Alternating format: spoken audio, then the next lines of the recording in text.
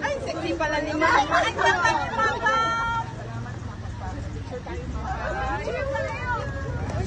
Yes, diba, sheriff na lang.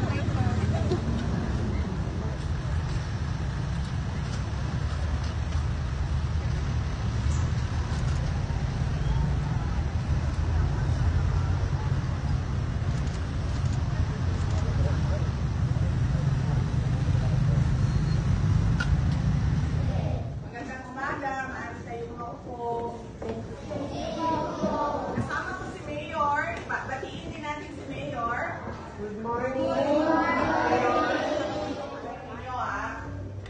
Hindi yung bag ang makakapagpalipat sa inyo sa grade 4. Nagdala lang kami ng bag para kapag nakikita nyo yung bag, lagay siya dyan, nakita nyo siya, naaalala nyo ano yung kailangan ninyo gawin? Mag-aral ng mabuti.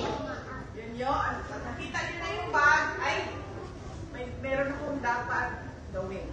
Mag-aral ng mabuti. Okay? Nakali? Para may trabaho.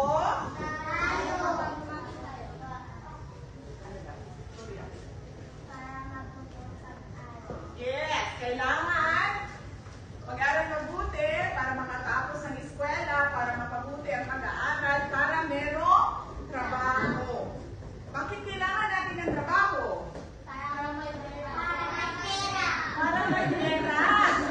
Bakit kailangan natin ng pera? Para makabili ng bahay at mga gamit. Yes, makabili ng bahay at gamit. Yes, ate. Yes, makatulong sa pamilya. Paano tayo makatulong kung may pera tayo? Oo, nabibili natin yung pangangailangan, yung mga needs.